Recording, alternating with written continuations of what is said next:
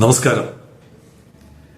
കടലിൽ ഒരു ചിറകെട്ടിയാൽ തുറമുഖമാകില്ല എന്ന് ആക്ഷേപിച്ചവർക്ക് ഒന്നാം തരം മറുപടിയാണ് നമ്മുടെ പോർട്ട് ജൂൺ മാസത്തിൽ നൽകുന്നത്.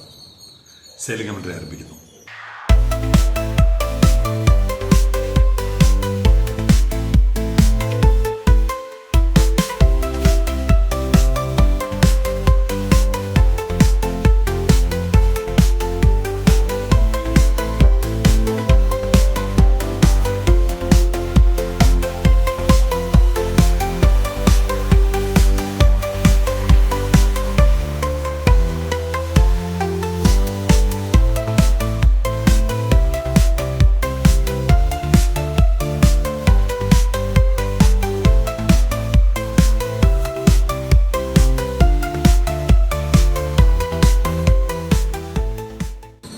ലോകത്തിലെ ഏറ്റവും വലിയ കപ്പൽ ഐറിന കുറച്ച് ദിവസം താമസിച്ചതും ഒരു കപ്പൽ ഇവിടെ നിന്ന് കൊച്ചിയിലോട്ട് പോയതും ചിലർക്ക് ഒരു വലിയ ആയുധം കിട്ടിയതുപോലെയായി.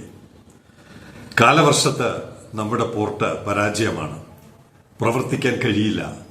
തിര അടിച്ചുകൊണ്ടിരിക്കുമ്പോൾ ഒരു കപ്പലിനും പ്രവേശിക്കാൻ കഴിയാതെ എല്ലാ കപ്പലുകളെയും ഇനി സമീപ പോർട്ടുകളിലേക്ക്, സമീപമൊന്നും പറയുന്നില്ല, കൊച്ചിയിലോട്ട് തന്നെ വിടും എന്നാണ് അവരുടെ കണക്കുകൂട്ട്.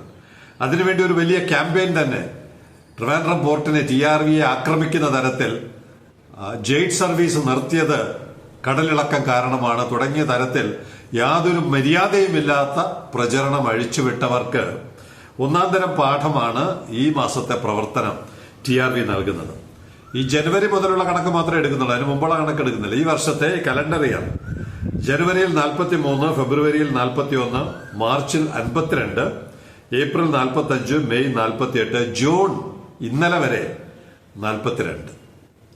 എന്ന് പറഞ്ഞാൽ ഫെബ്രുവരി താരതമ്യേന ശാന്തമായ കടലുള്ള ഫെബ്രുവരി മാസത്തെക്കാൾ കൂടി മഴ കൂടിയ, കാറ്റിളകിയ, കടലിളകിയ ജൂൺ മാസത്തിൽ 42 കപ്പലുകൾ ഇതുവരെ ആയിട്ടുണ്ട്. ഇന്നത്തെ 30-ാം തീയതിയിലേയും കൂടി ആകുമ്പോഴാണ് യഥാർത്ഥ കണക്ക് വരിക. എന്തായാലും അത് ജനുവരിക്ക് തുല്യമോ അല്ലെങ്കിൽ ജനുവരിയേക്കാൾ കൂടുതലോ ആകും എന്നുള്ള കാര്യത്തിൽ യാതൊരു സംശയവുമില്ല. അപ്പൊ ഇങ്ങനെ കിട്ടുന്ന അവസരങ്ങളിലൊക്കെ നമ്മുടെ തുറമുഖത്തെ ആക്രമിക്കാൻ ശ്രമിക്കുന്നവർ, അതുമാത്രമല്ല ഒന്നും അറിഞ്ഞുകൂടാത്ത തരത്തിൽ കണ്ണടച്ച് പാല് കുടിക്കുന്ന തരത്തിൽ ഒരാളുടെ ഒരു കത്തുണ്ട്. ഇന്നലത്തെ എപ്പിസോഡിനുള്ള അദ്ദേഹത്തിന് അറിയേണ്ട വിശദീകരണമാണ്. ബ്യൂണസ് ആയറിസിലേക്ക് ഇന്ന് വരെ ഒരു കപ്പലും ഇവിടെ നിന്ന് പോയിട്ടില്ല. എവിടെ നിന്നാണ്? TRVയിൽ നിന്ന് പോയിട്ടില്ലെന്നാണ് ഉദ്ദേശിക്കുന്നത്. അപ്പൊ അദ്ദേഹം ഉദ്ദേശിക്കുന്ന പോർട്ടിൽ നിന്നും പോയിട്ടില്ല എന്ന് അദ്ദേഹത്തിന് ബോധ്യമുള്ളത് കൊണ്ടാണ് ഇവിടെ നിന്നും പോയിട്ടില്ല. ഇതുവരെ ചാർട്ടർ ചെയ്തിട്ടുമില്ല. അപ്പോ കപ്പൽ മേഖലയിൽ പ്രവർത്തിക്കുന്ന ആളാണെന്ന് മനസ്സിലായല്ലോ. ചാർട്ടർ എന്നുള്ള വാക്ക് ഉപയോഗിക്കുന്നുണ്ടെങ്കിൽ പ്രൊഫഷണൽ ഷിപ്പിംഗ് മേഖലയിലുള്ള ആളാണ്. ആരാണ്? കേരളത്തിൽ മലയാളത്തിൽ ചാർട്ടർ എന്നൊക്കെ എഴുതുന്നത് ആരായിരിക്കും? എവിടെയുള്ളവരായിരിക്കും? പിന്നെ എങ്ങനെയാണ് ആ 3 കണ്ടെയ്നർ ഇവിടെ നിന്നും അങ്ങോട്ട് കൊണ്ടുപോകുന്നത്? എവിടെ നിന്നാണ്? കൊച്ചിയിൽ നിന്ന്. അദ്ദേഹം എഴുതുമ്പോ 3 കണ്ടെയ്നർ ഇവിടെ നിന്നും അങ്ങോട്ട് കൊണ്ടുപോകുന്നത് എവിടെ? ബ്യൂണസ് അയേഴ്സിൽ കൊണ്ടുപോകുന്നത് എങ്ങനെയാണ്? അദ്ദേഹം ദയവ് ചെയ്ത് പ്രീമ ഗ്രേസ് എന്നാണ്. കേരളത്തിലെ വനിതകൾക്ക് ഇപ്പോൾ കപ്പൽ മേഖലയിൽ ഇത്രയൊക്കെ താല്പര്യമുണ്ടാകുന്നത് അറിയുന്നതിൽ വലിയ സന്തോഷമുണ്ട്. അവരുടെ ബഹുമാനപ്പെട്ട മഹദിയുടെ ശ്രദ്ധയ്ക്ക് കുറച്ച് കാര്യങ്ങൾ പറയാം. കഴിഞ്ഞ ജൂലൈ വരെ നിങ്ങൾ പ്രചരിപ്പിച്ചിരുന്നത് എന്താണെന്ന് അറിയാമോ? TRVയിൽ ഒരൊറ്റ കപ്പൽ പോലും വരില്ല.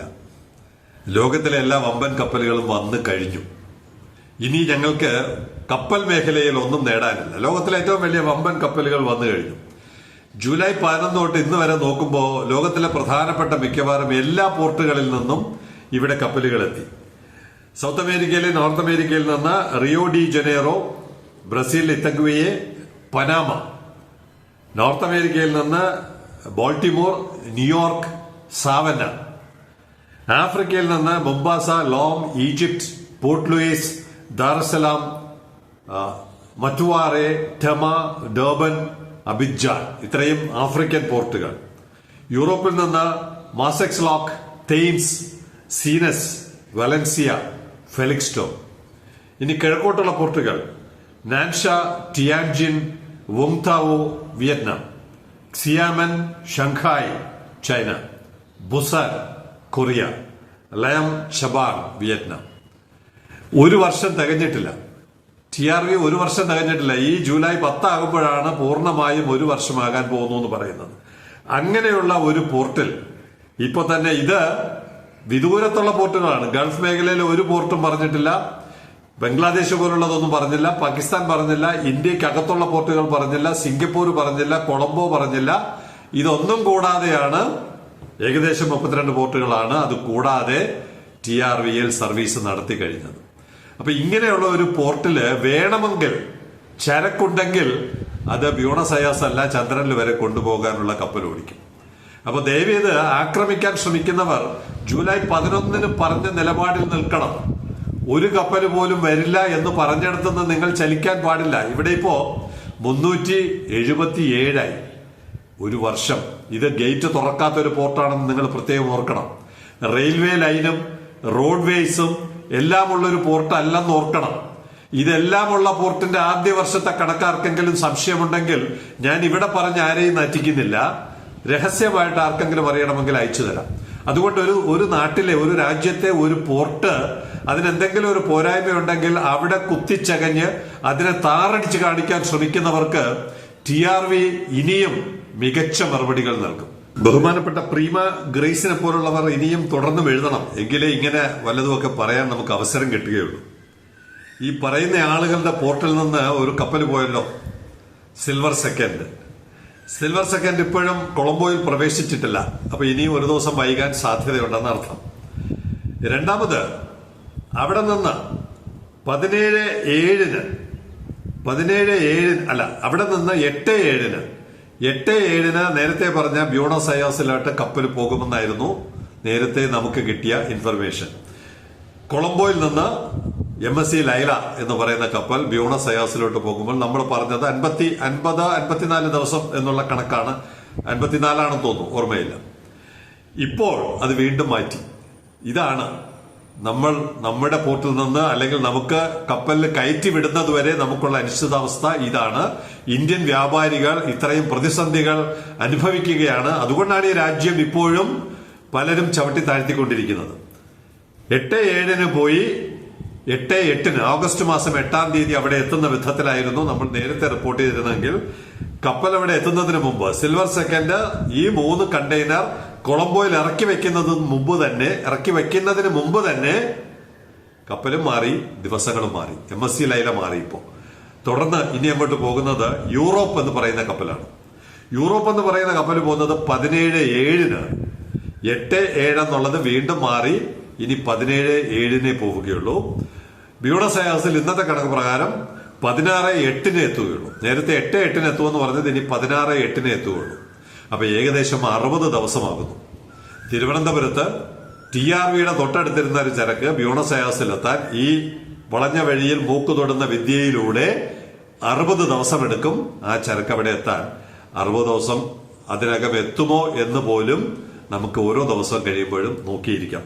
അപ്പൊ TRV ആക്രമിക്കാൻ ശ്രമിക്കുന്നവർ പകരം വെക്കുന്ന സൊല്യൂഷൻ എന്താണെന്ന് മനസ്സിലായല്ലോ. ഇന്ത്യയിലെ വ്യാപാരികളുടെ ചരക്ക് 60 ദിവസം വൈകി ലോകത്തെത്തിക്കുന്നതാണ് നിങ്ങൾക്ക് പ്രിയപ്പെട്ട സൊല്യൂഷൻ. ഞങ്ങൾക്ക് ആ സൊല്യൂഷൻ 30 കൊല്ലം മുമ്പേ ഞങ്ങൾ തിരസ്കരിച്ച സൊല്യൂഷനാണ്. ഇന്ത്യ രക്ഷപ്പെടണമെങ്കിൽ, കേരളം രക്ഷപ്പെടണമെങ്കിൽ, ഇന്ത്യയിലെ വ്യവസായികൾ രക്ഷപ്പെടണമെങ്കിൽ TRV അതുപോലുള്ള പോർട്ടുകൾ ഇന്ത്യയിൽ പ്രവർത്തിച്ചാൽ മാത്രമേ ഇന്ത്യക്ക് രക്ഷപ്പെടുവാൻ പറ്റുകയുള്ളൂ.